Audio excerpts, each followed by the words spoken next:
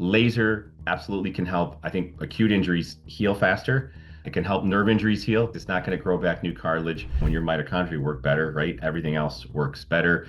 It makes old fibroblasts behave like young fibroblasts. If you want to get to the 90, 95% good results, learn how to use that handpiece is really important. If laser truly enhances PRP or orthobiologics, why are they not built in to all standardized regenerative protocols yet?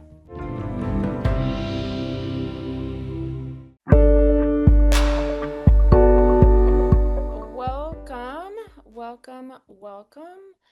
All right, so I want to welcome you all to Conversations in Regenerative Medicine, where we explore frontiers in PRP, BMC, and MFAT.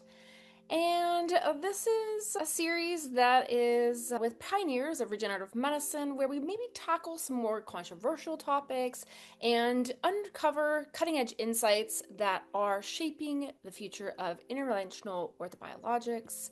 So, this is where we're going to start today. For those of you who don't know me, I am Dr. Ariana DeMers. I'm a board-certified, fellowship-trained sports medicine orthopedic surgeon and regenerative medicine enthusiast. I do a lot of training and education both in orthobiologics and ultrasound.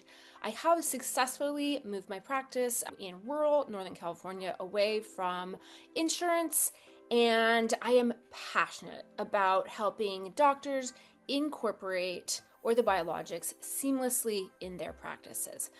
Tonight, it's my distinct pleasure to bring to you Dr. Marc Pietropaoli. He is my friend and colleague. He is also founder and CEO of Victory in Motion, which is home of knee repair, not knee replacement program, as well as Victory Sports Medicine and Orthopedics. He is a fellowship-trained sports medicine orthopedic surgeon with 27 years of experience in sports medicine, orthopedic surgery. He's board certified. He did complete his fellowship at the illustrious American Sports Medicine Institute in Birmingham, Alabama, under Dr. James Andrews. And he is also passionate about orthobiologics and regenerative therapies. So, Marc, thank you so much for joining us today. It's such a pleasure to have you. I'm so glad you're here and, talking about maybe a couple of things that are a little bit more controversial. Great to be Yeah. here. And I will say you were totally incorrect about one thing. You know what that is? What? You said you're an orthobiologics enthusiast. I think you're an expert, so we'll give you that. Okay. Thank you. You're not an enthusiast. You're an expert. I'm obsessed. How about that? Yeah, that's true. So I want to thank everyone for joining. We like to hear from internationally renowned experts in regenerative medicine, explore controversial topics, and gain some really actionable insights that you can implement in your practice immediately. And then there's going to be a Q&A session. So here's the deal. Orthobiologics, in my opinion, will be first-line treatment for musculoskeletal care in the next 5 years. And the train is leaving the station. And if you are not actively offering these treatments for your patients, you gotta get on the train. So however you figure out how to get on the train, you gotta get on the train because the train is leaving the station. Here's the deal. Successful integration of orthobiologics is hard, right? I know many of you are looking for a successful orthobiologics practice, but it's hard. We know orthobiologics treatments are the best treatments for our patients, but how to be successful in this cash-based world?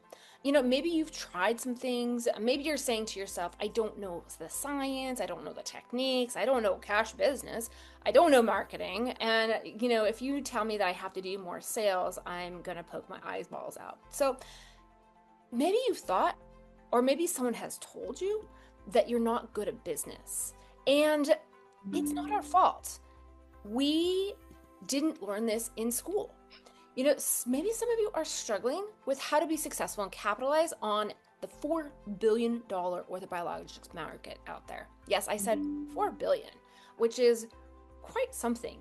And I'm sure all of you who are in standard insurance-driven practice, you're thinking, we deserve more. And why is this so hard? So, how do we win, right? While we are talking about the science today, we also need to consider how we talk about this with our patients so we all win. And just like everything we've learned in medicine, you need a system. Now, we are not going to go over this today, but we are going to get a little further down this journey to be wildly successful in your orthobiologic practice with the knowledge piece. So, Marc, let's get down to business. We have questions for you.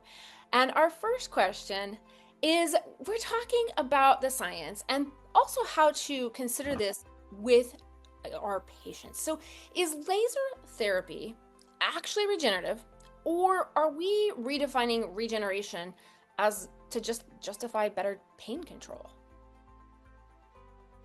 All right. So that's the question. I think my answer is that laser therapy as we currently know it, because I think we've only scratched the tip of the iceberg, as I'm sure you agree with, especially having visited Italy and all the amazing things that just Asa Laser is doing themselves. Right now, it's not necessarily regenerative. And I don't think any laser company is saying that they truly regenerate tissue. It's definitely part of a regenerative medicine program, and it's regenerative supportive. I don't necessarily think that anybody's proven that it grows back new cartilage or muscle or tendon or anything like that. There is evidence that it stimulates fibroblasts, as you know, and so fibroblasts obviously lay down collagen, and so there probably is increased collagen production, et cetera. But I don't think structurally it's actually regenerating anything definitively. So I would say it's not regenerative in and of itself, and I wouldn't say that the laser is going to regenerate anything, but I would say it's part of regenerative medicine supportive protocol, for instance. And again, I don't think we've fully tapped into. I think laser could become regenerative, and I think with the right dose, the right presentation, the right wavelengths, the right hurt. I mean, there's so many variables, right?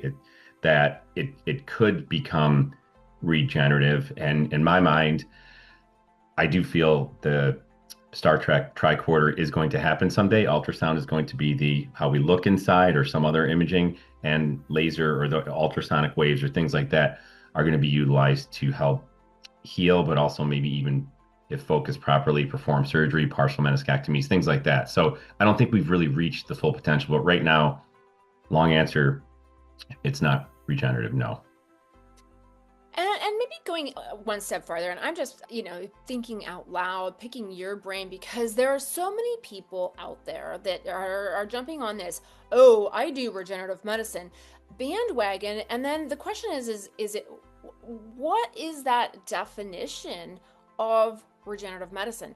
Is it, improving regeneration of tissue, just improving your ability to be healthier, have better mitochondrial activity, modulate inflammation, neuromodulation? Like, where do you draw that line, or what would you lump into this regenerative medicine, catch-all phrase? And does laser, can you put that in there? Right.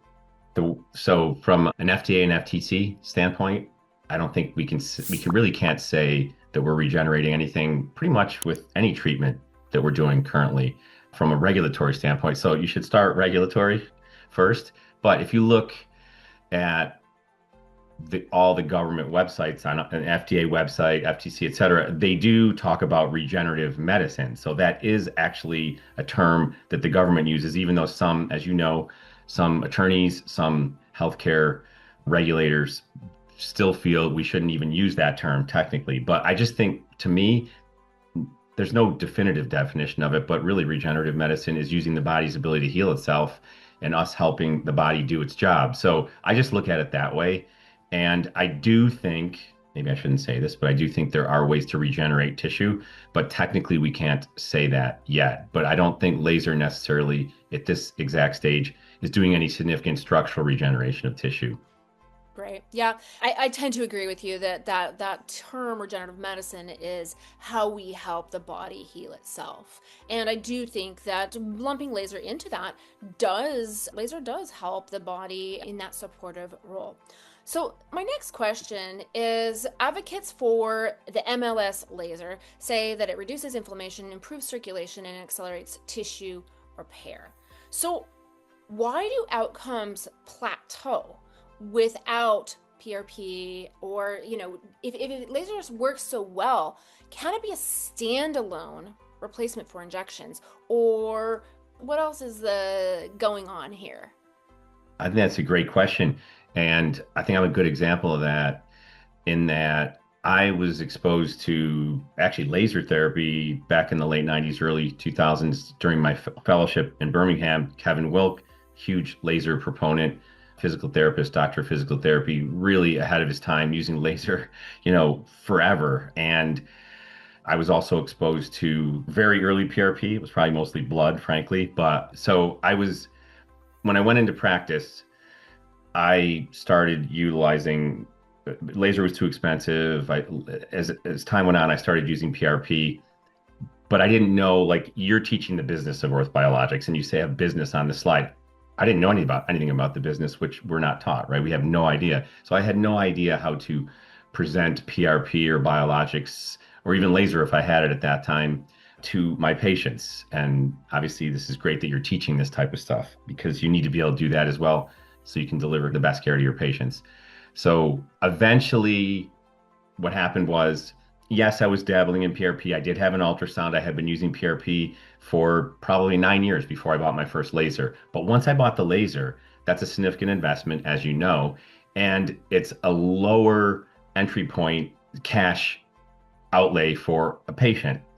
So instead of saying, "Oh, we're going to charge you $800 or $1,000 for a PRP injection," which is very, very low, by the way, that was like back in the past, but we would say, "Well, we can do lasers, we can do laser treatments, $60 or $70 a treatment, 6, 12, 24 treatments," and it wasn't as much of a cash outlay out of pocket for the patient. So in my experience, my practice really started doing a lot of laser, just standalone laser, as you say here, back in 2017, 2017, 2018, 2019. 2020 is when I really started. Even before that, I started listening to Dr. Hernigo and the bone marrow and all that, maybe 2017, and a study came out in 2020. So I started doing that more then. But I did a lot of laser by itself. So you're absolutely right. It does decrease inflammation, increases blood flow, stimulates the mitochondria, so it energizes the cells. It decreases, it inhibits the painful nerve fibers and nociceptors, so it can relieve pain.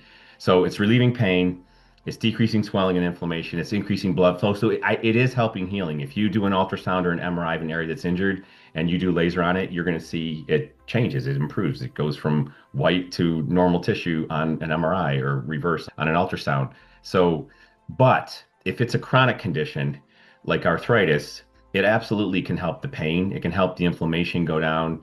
It can help the swelling, but it's not going to give the longevity of relief that a PRP or a bone marrow or together, et cetera, would. And also, it's not going to make someone's mechanical problems get better. It's not going to help someone's muscular imbalances get better. It's not going to help their gait abnormalities. So I started thinking more in a global way. So laser absolutely can help. I think acute injuries heal faster.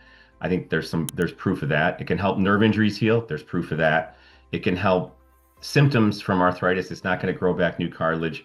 So those type of chronic conditions usually would need a maintenance. You might treat them once they get their 12 treatments or 24 treatments or whatever you decide, and they're 85, 90, 95% better, then maybe once a month just to re-energize those mitochondria, or twice a month, or whatever you choose works best for you.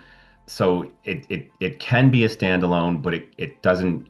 It usually, if it's an acute injury, it can help it heal. But if it's more chronic, you're going to need some type of maintenance. Whereas with PRP and bone marrow, you're going to have a lot longer outlay before you may have to ever repeat it. I mean, frankly, I can't recall anybody I've ever repeated bone marrow on, frankly, but that's just, and PRP gives you longer relief as well.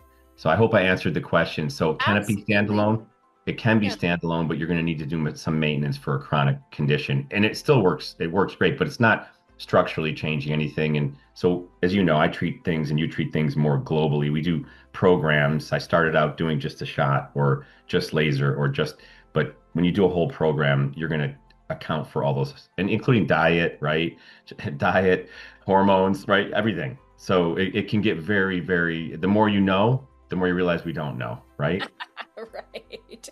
The more you know, the slower you're like, oh my gosh, what else don't I know? Yeah, absolutely. So I agree. I do offer it as a standalone for certain conditions, especially those acute conditions, strains, sprains. Those work quite well.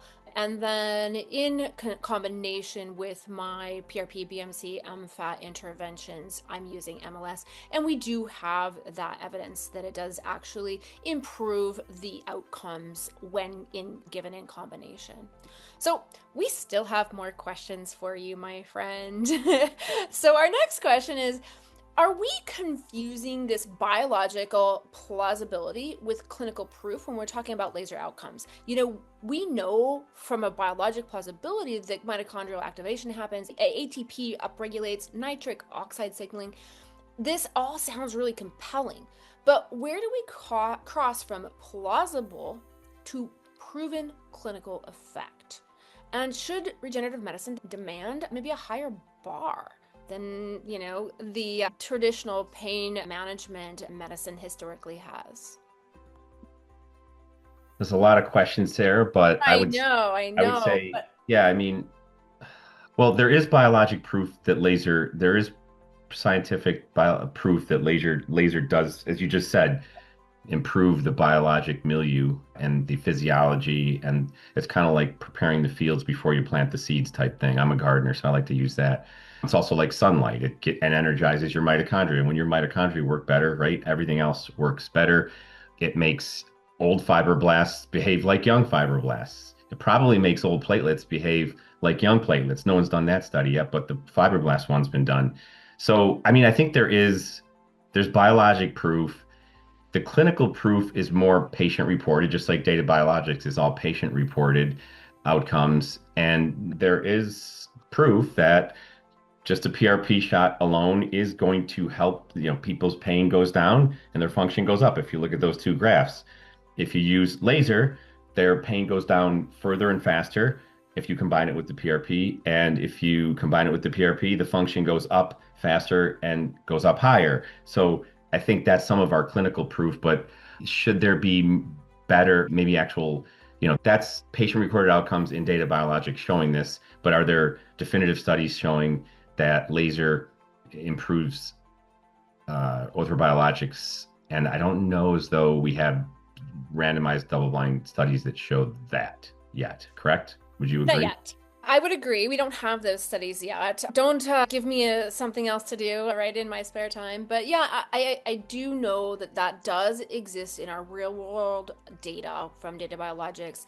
And that is covered underneath an IRB. So I suspect in the next little bit, there will be some publications coming out for that real world data. What we do know is that the FDA is taking a very interested look at real world data as a corollary to those randomized controlled trials. And they are putting quite a bit more weight on that real world data. So that's good news for all of us who, are in private practice and are collecting data and, frankly, don't have the wherewithal or the resources to run a randomized controlled trial.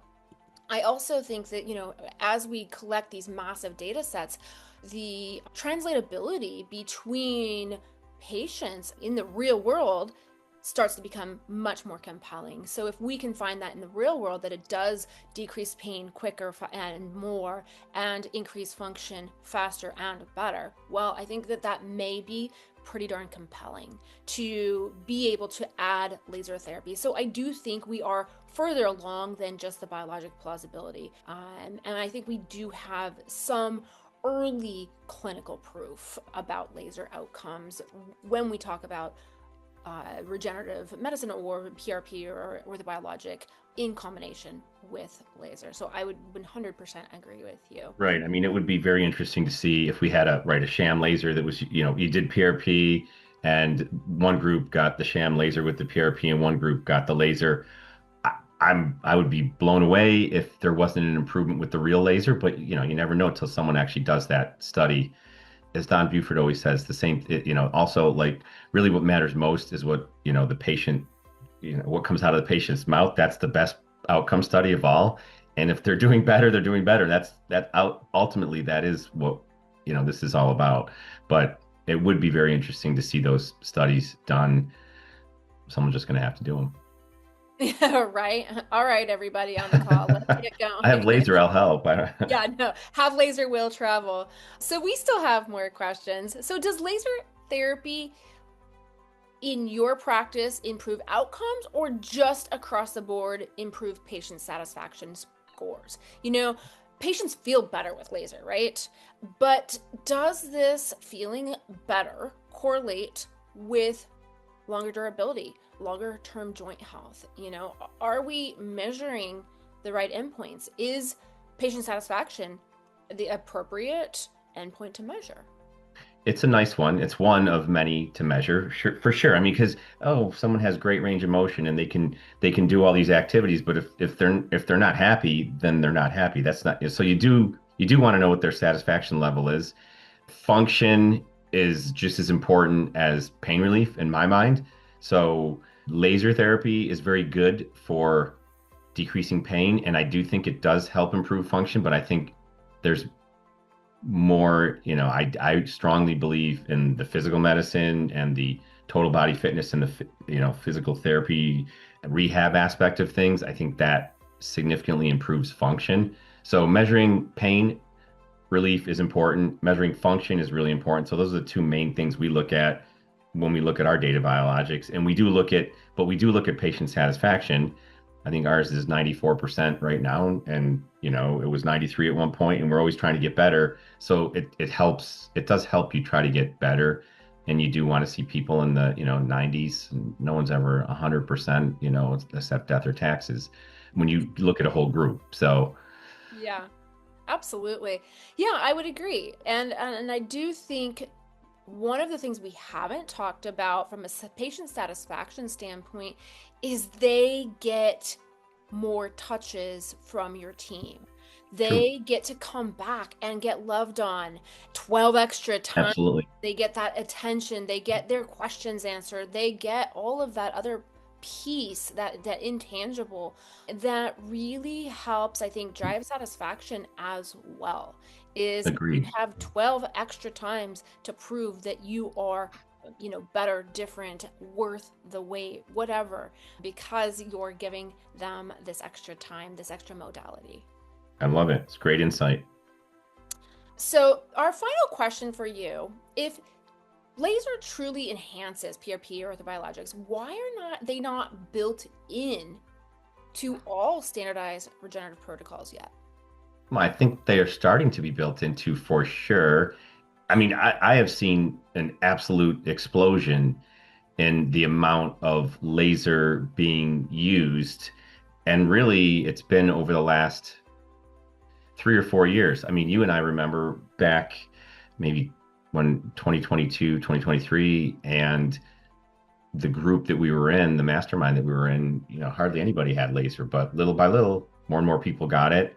And now you go to these conferences and it's amazing how many people are using laser. So I do think it's going to be, and also showing the data biologics results that it does improve outcomes. I think you're seeing a lot more people do it. I mean, I think cost is, there is a cost to acquiring equipment. So that leaves that some people don't know how to handle that part of things, but you can get a pretty good return on your investment if you handle it correctly and you listen to someone who's been there, done that, like you, or, I'm not in the exact business you're in doing, but I obviously I'm more than happy to help people with advice on how to do this stuff as well. Of course, yeah. So, you did touch on an issue that why isn't it standardized? And I think one is that, the capital outlay. If that capital outlay was mitigated by a monthly payment and you could just pay over time, I think that makes it a no-brainer, honestly. And then, when I look back, and I'm going to ask you this question first, if you look back at a properly priced PRP with laser package, when do you see yourself getting that a return on investment? Is it at 3 months, 6 months, 12 months, and then is it within the year? Because if it's within the year, then it still makes financial sense, right? There's no reason. There's no reason even with just straight laser program, laser only. We did it. I from 2017 to 2020, I did a lot of straight laser before I really started incorporating it into more holistic programs. And absolutely, you should be able to pay your laser off within a year for sure, and most of the time less than that. But you absolutely should be able to pay your laser off in a year or less. I'd be very if you're not doing things right. And frankly, the company that we deal with, Cutting Edge Laser, which has MLS laser, but there's a lot of other laser companies out there. I like MLS because it's the safest one, right? We're not going to burn somebody. It's a very safe system.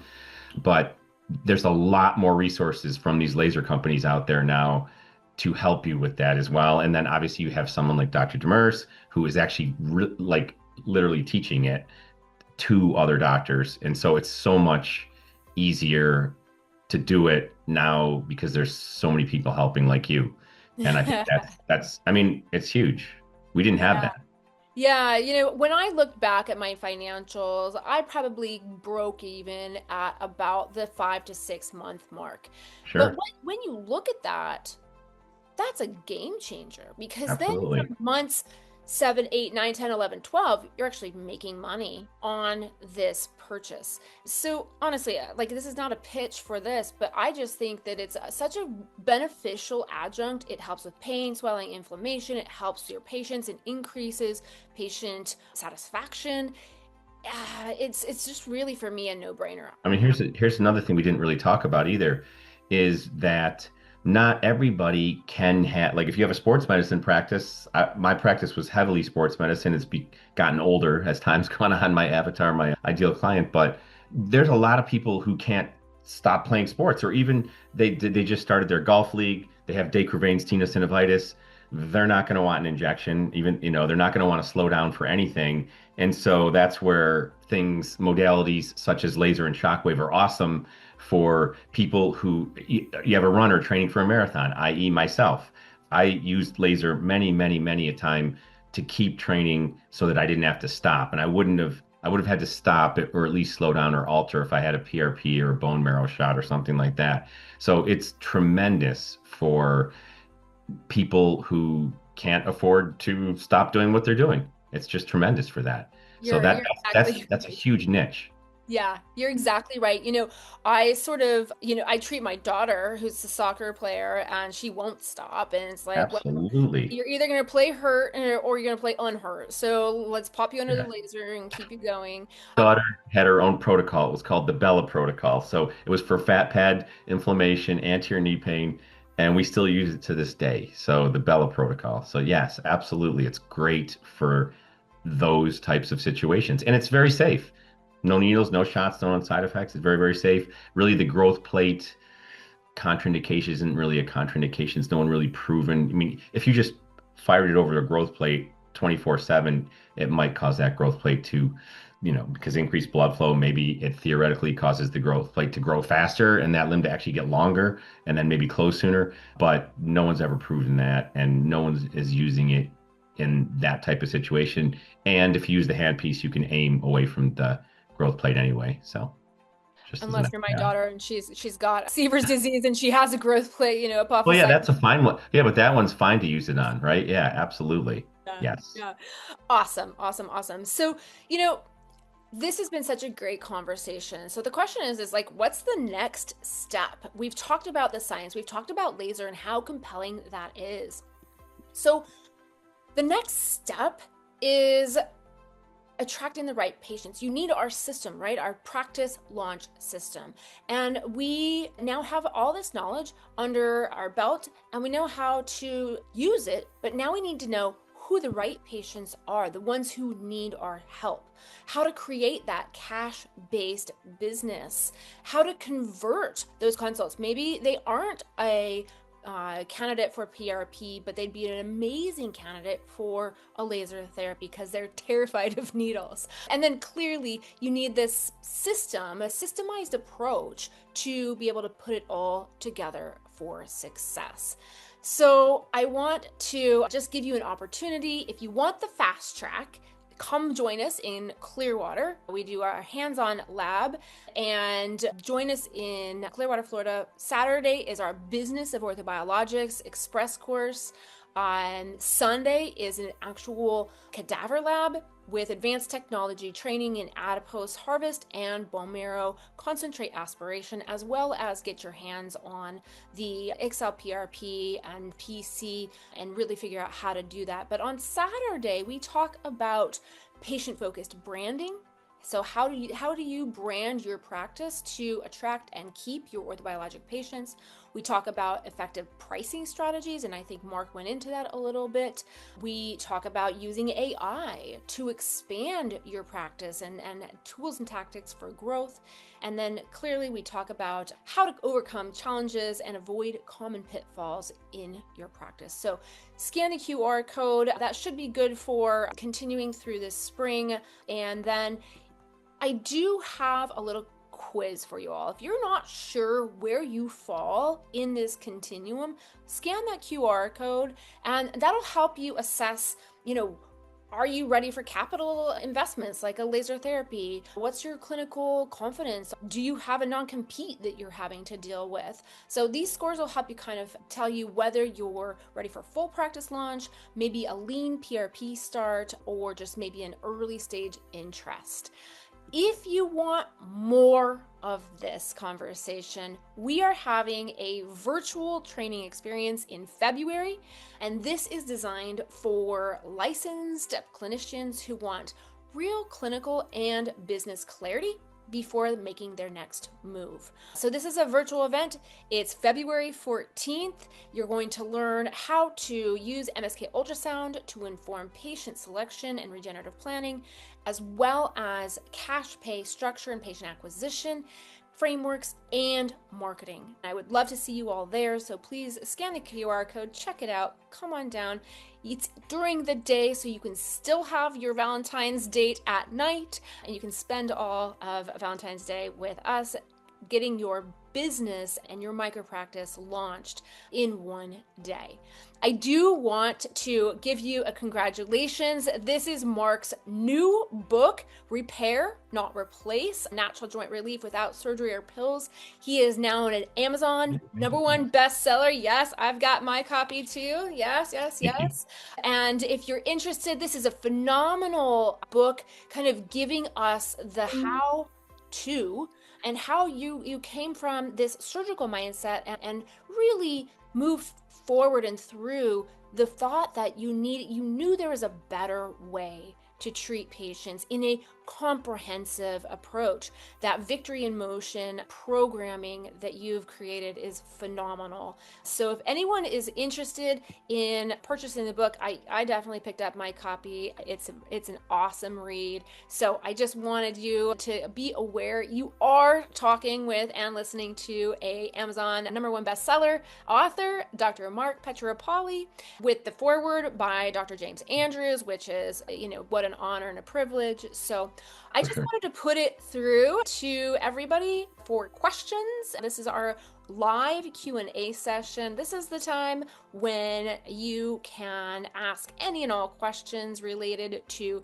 how the heck do you publish a book? How the heck do you go 27 years in orthopedic surgery before you start doing PRP? And is it working? I didn't wait that long. I started I'm just teasing. Yes, I a know. lot before that. I think I got a PRP injection in my knee in 1998, but like I said, I think it was mostly blood and it hurt like hell. I didn't know much about it at the time, but it was pretty funny. But it worked. It actually did work because I had patellar tendinosis from running the Boston Marathon And Dr. Bradley was talking about PRP and using it on Pittsburgh Steeler athletes, and that most of the surgeons were like, "That's stupid, and we're going to do that, et cetera." And then, a few You years do later, medicine. You're like, yeah, I'll do yeah, it. yeah, yeah, yeah, totally. I was like, yeah, they're like, if you want to go to a workshop later on, go. So I'm the only surgeon who showed up. So yes, I think a PT injected my knee, and which is fine. We were just experimenting on each other, but don't say anything. But yeah, it actually worked out. But it was definitely not. I didn't know anything about PRP at the time,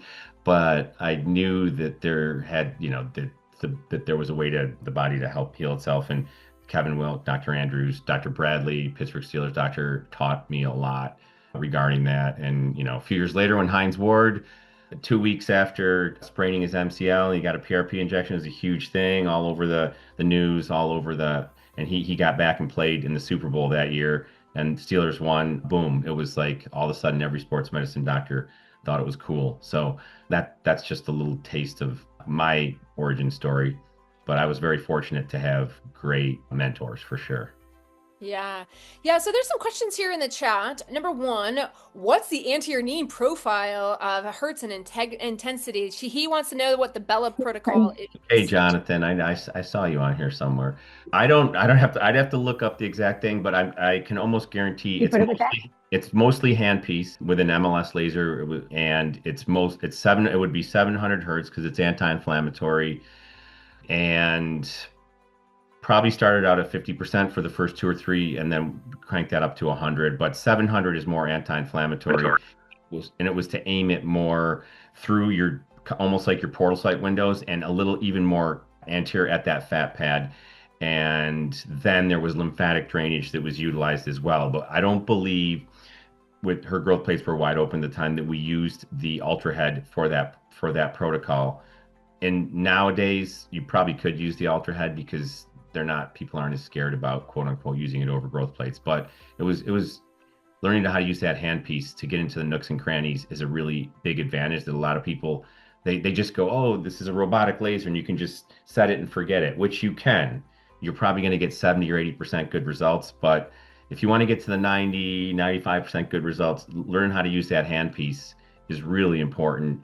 And now all my PTs and my total body fitness staff, ATCs, PTAs, they're the ones who do all the treatments because they know the anatomy best, and they're doing all kinds of advanced things with, the patient might be literally like stepping up and down off of a block, or doing calf raises, and they have the laser on there while they're doing all these dynamic things. So they've gotten pretty advanced with it. So I'm sure they could tell you what that exact protocol is, but I know that's pretty much what it was at the time. Yeah. So there was a great question about, how long do you wait after giving PRP injection to initiate the MLS laser therapy? And what John said, you can do it right after. And I would agree. We can do it. We do it same day. We sometimes, it's not built in our protocol, but it is scientifically sound to actually give them one treatment directly ahead of the PRP injection. It decreases that nociceptive response and stimulates that increase in blood flow. So Also precondition your actual PRP if you want as well. And we do that as well, just as an FYI. So it's oh, like it's so five, far off. five, 500 hertz, 50% for 5 minutes. Just think of all fives. Just trying to stay, because obviously platelets have mitochondria. We're not activating the platelets, you're preconditioning them. So we don't know if this is a definitive, but there's a lot of people who precondition their platelets. I think Dr. Buford is actually doing a study. The real question is like, what wavelength is he using for how long? It's so different, the protocols. That's another one of your questions. I think that's part of the problem. We don't really have great standardized laser protocols. The laser is so versatile that you can use it in different ways, but it's good, but it's also bad because now everybody's doing their own different protocols, and there's even more advanced protocols you can use within more advanced machines. I mean, you can get really crazy with 30%, 20%. I mean, it's amazing. Yeah, absolutely. So there's another question in here. So if the MLS is something like 65K, how much do you charge per package? And that helps you kind of break down that break even, how many patients. So are you doing traditionally 12 sessions or 24 sessions? You're asking me? Yeah. So We usually do 12 or 24 or sometimes even more depending on the program that we have the person in. But as far as how much, I mean, I would start with $100 a treatment. So if you're doing 12 treatments, that's $1,200. There are, again, with some of these more advanced MI and MIS lasers, which are higher wattage, you probably can get people better. You can get people better faster. But with your traditional M6 and N7, which is the robotic head and the handpiece, with those, you know, 10 or 12 treatments is very good for getting good results if you're going to go standalone program. And if you know they're really bad arthritis and they don't want anything else done, you might book them for 24, right? You know, and just spread them out. Once you get about 85%, you can start spreading those out a little further. Sure. I did do the math on that. So if you charge $100 a session, you need 54 patients. Yeah. Yeah. With if each patient is getting 12 sessions and you charge $100 a session, you need 54 patients. Some people Yeah. see 54 patients in a day. Sure. So, I don't think there's a problem with the number of patients, but yeah, 54 patients is all you need Well, to you didn't, and you break didn't even. even really get to like who's indicated for it. So they're seeing 54 patients. I mean, technically, almost every single one of those patients is a candidate. Now, are they all going to want to do it, or do they all need to do it? No, but they should all be. It's a nice alternative compared to cortisone or pills. There's no pills, no needles, no shots.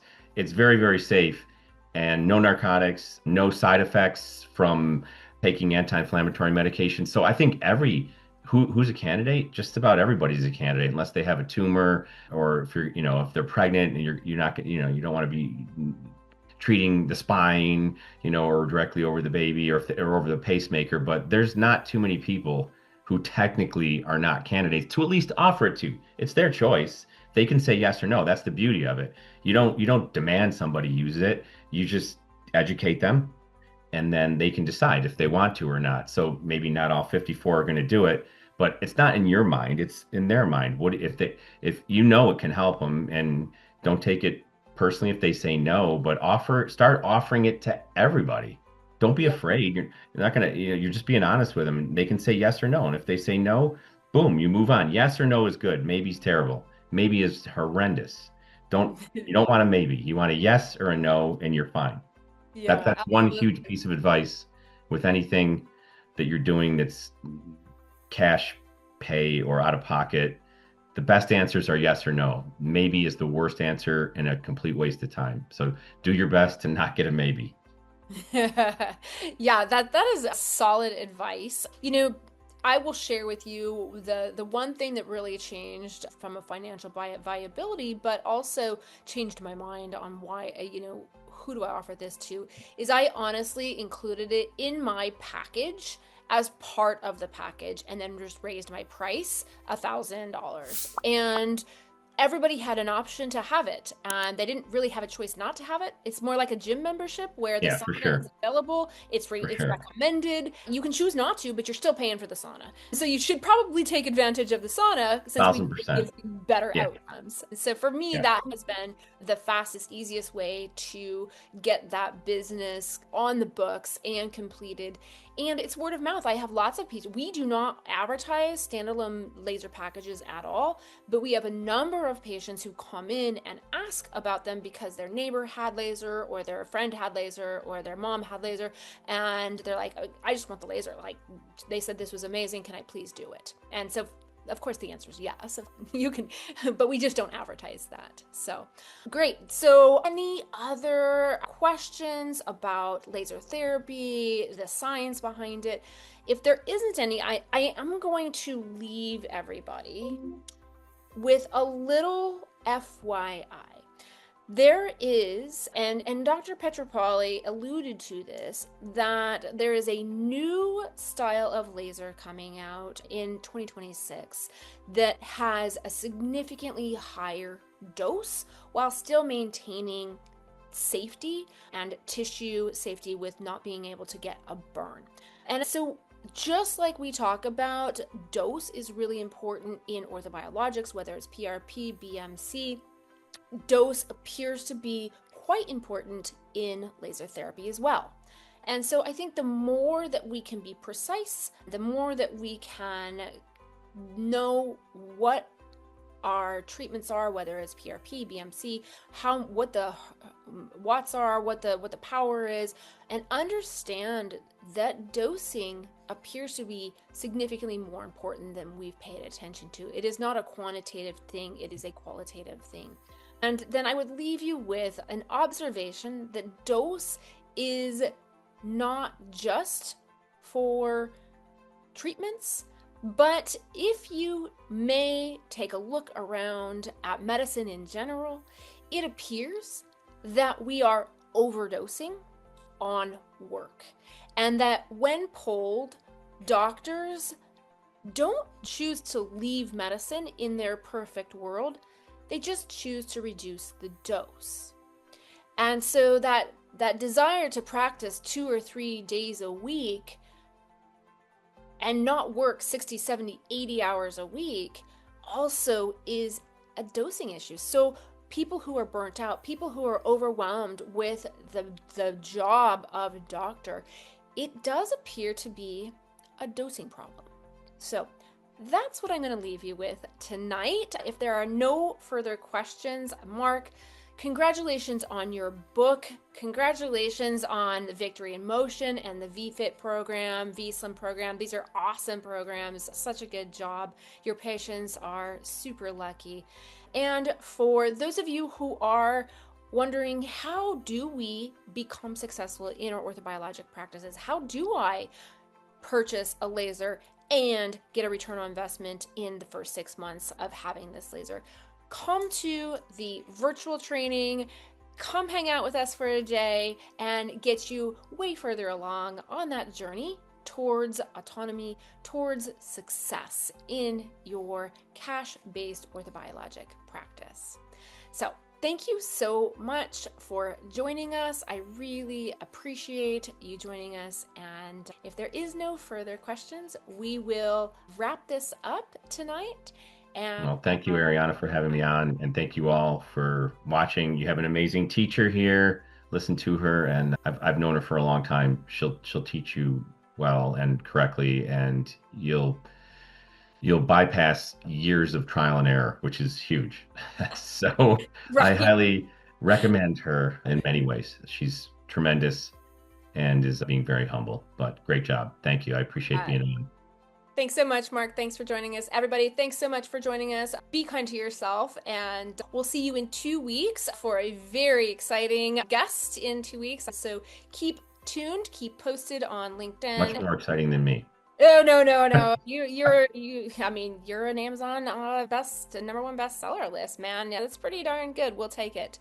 So thanks everybody for joining, and we'll see you next time. Stay tuned for our next Conversations in Regenerative Medicine, and I will see you next time.